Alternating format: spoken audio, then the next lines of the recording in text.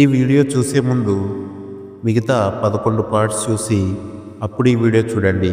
మీకు ఈ కథ పూర్తిగా అర్థమవుతుంది.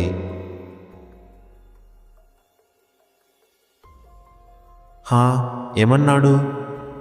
మీ అమ్మను బాగా తిట్టాడు అండ్ మీ అమ్మ కోపడడంలో తప్పు లేదు అని అంటున్నాడు. ఏంటి అర్జున్, తప్పు లేదు? మా నాన్నే కనుక బ్రతికి ఉంటే అసలు మనకి పరిస్థితి వచ్చేదా? కూతురు బ్రతికుందో చచ్చిందో అని మా అమ్మకి నా మీద కొంచెమైనా జాలి ఉందా? ఎప్పుడైతే మీ అర్జున్ అంతు చూస్తా అని మా అమ్మ నాతో ఛాలెంజ్ చేసిందో అప్పుడే ఆమెని మర్చిపోవాలని అనుకున్నా.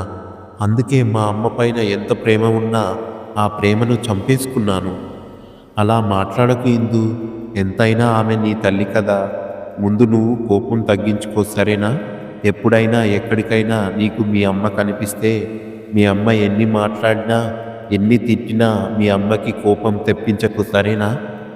ఓ అర్జున్, నువ్వు ఎప్పుడు ఇంతే. నిన్ను ఎన్ని మాటలు అనింది చెప్పు. నిన్ను ఆస్తి కోసం చేసుకున్నాడు, కులం తక్కువవాడు, అనాథ అని నానా మాటలు అనింది. అయినా నీకేం కోపం రాలేదా? పిచ్చిందు, ఎందుకే కోపం? ఏం ఉపయోగం ఆ కోపం వల్ల? ఆస్తి అంటావా? నిన్ను మించి వేరే ఆస్తి నాకు అక్కర్లేదు.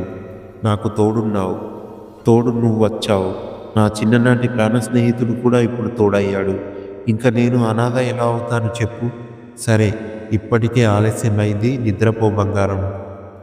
అలా కొన్ని రోజుల తర్వాత ఒకరోజు అర్జున్ ఉద్యోగానికి వెళ్ళిన సమయంలో నాకు ఉన్నట్టుండి కడుపులో నొప్పి మొదలైంది.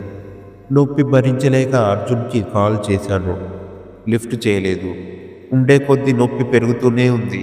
అర్జున్కి పదే పదే ఫోన్ చేస్తూనే ఉన్నాను.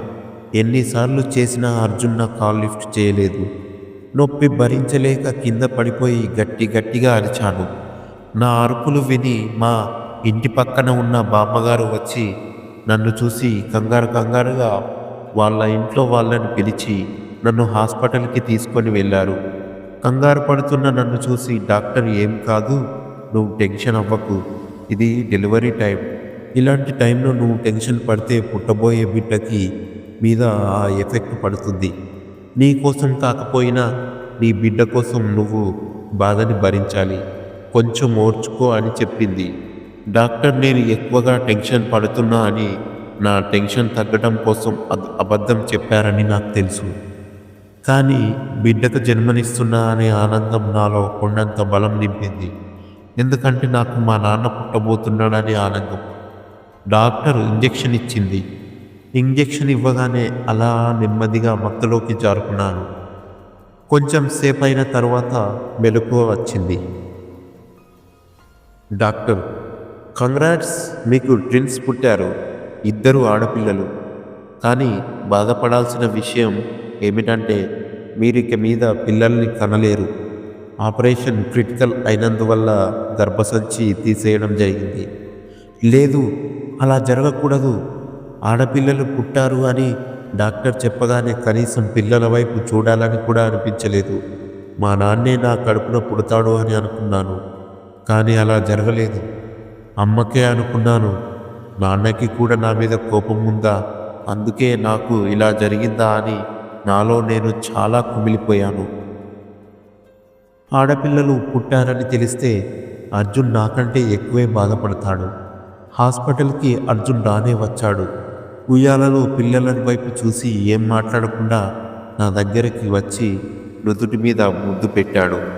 సారీ అర్జున్, నీకోసం మగపిల్లవాడిని కనలేకపోయాను అని బాధపడుతూ చెప్పాను. పిచ్చి ఇందు, అనుకున్నవన్నీ జరుగుతాయా ఏంటి చెప్పు? అది మన చేతుల్లో లేదు కదా, అంతా ఆ పైవాడి చేతుల్లో ఉంది. మగపిల్లాడు పుట్టకపోతేనేం? నా కోసం లక్ష్మి, సరస్వతి లాంటి 2 ఆడపిల్లలను ఇచ్చావు. నిజంగా నీకు చాలా థ్యాంక్స్ ఇందు. అర్జున్, నిజం చెప్పు, నీకు నా మీద కోపం లేదా? హహహా, పిచ్చి మొహమా, నాకెందుకే కోపం? అయినా నువ్వేమైనా మెషిన్వా ఏంటి? మగపిల్లల్ని మాత్రమే కనడానికి నువ్వు అబార్షన్ చేయించుకుంటా అన్నావు, గుర్తుందా? నీ మనసులో ఆ ఆలోచన పోగొట్టడానికి మాత్రమే నేను మనకి మీ నాన్న పుడతాడు అని చెప్పా ఇందు. అంతేకాని నాకు మగ పిల్లలే కావాలని నేను అనలేదు.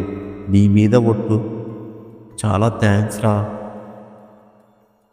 కొన్ని రోజులు హాస్పిటల్లో ఉన్న తర్వాత నన్ను డిశ్చార్జ్ చేస్తున్నామని హాస్పిటల్ వారు బిల్లు కట్టమని అర్జున్కి బిల్లు ఇచ్చారు. హాస్పిటల్ బిల్లు 40,000 దాకా అయింది. నాకు అర్జున్కి బిల్లు ఎలా కట్టాలో అర్థం కాలేదు.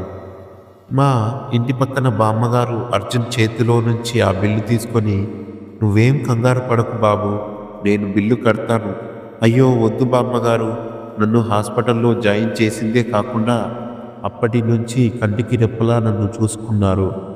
మీకెందుకు అంత శ్రమ, మేమే ఏదోలా కట్టేస్తామని ఎంత చెప్పినా బామ్మగారు వినలేదు. పిచ్చి తల్లి, మీ గురించి నాకు తెలియదా? ఇప్పటికిప్పుడు అంత డబ్బు మీరైనా ఎక్కడి నుంచి తెస్తారు? నైనా నన్ను బయట వ్యక్తిలా కాకుండా మీ అమ్మమ్మే నీ పురుడు కోసం డబ్బు కట్టింది అనుకో అని వెళ్ళి బిల్లు కట్టారు. డిశ్చార్జ్ అయిన తర్వాత అర్జున్ నన్ను హాస్పిటల్లో నుంచి ఆటోలో ఇంటికి తీసుకొని వెళ్ళాడు. ఆటో నుంచి అర్జున్ కిందకు దిగాడు. నేను కూడా ఆటోలో నుంచి కిందకి దిగుతుంటే, ఆగు ఇందు, నువ్వు మన పిల్లలతో అడుగు పెట్టాల్సింది ఈ ఇంట్లో కాదు, మీ సొంతింట్లో. ఏంటి అర్జున్ నువ్వు చెప్పేది? నాకేం అర్థం కావడం లేదు. ఇందు, నీకు మీ అమ్మంటే ప్రాణం అని నాకు తెలుసు. నీకు నేను మాట ఇచ్చా కదా, మీ అమ్మగారు ఎలా అయినా సరే నీతో మాట్లాడేలా చేస్తానని. దానికి ఇదే సమయం ఇందు. నువ్వు ఇప్పుడు ఇంటికి వెళ్ళి మీ అమ్మగారికి పిల్లల్ని చూపించు. కనీసం నేను బ్రతికి ఉన్నానో తెచ్చానో కూడా పట్టించుకొని ఒక తల్లి దగ్గరికి వెళ్ళమంటావా? ఇందు, తల్లిగా నువ్వు ప్రెగ్నెంట్గా ఉన్నప్పుడు నిన్ను అసలు పట్టించుకోకుండా మీ అమ్మ చాలా తప్పు చేసింది. పిల్లలు పుట్టిన తర్వాత పిల్లల్ని ఆమెకు చూపించకుండా నువ్వు కూడా అదే తప్పు చేయొద్దు. ఇందు, కనీసం ఒక్క మాట అయినా చెప్పు. నా పిల్లల్ని ఆమెకు చూపించడం నాకు ఇష్టం లేదు అర్జున్. ఇందు, నా కోసమైనా చేయలేవా? నా మాటకి విలువలేదా? సరే అర్జున్, నువ్వు చెప్తున్నావు కాబట్టి నీ మీద గౌరవంతో వెళ్తున్నాను.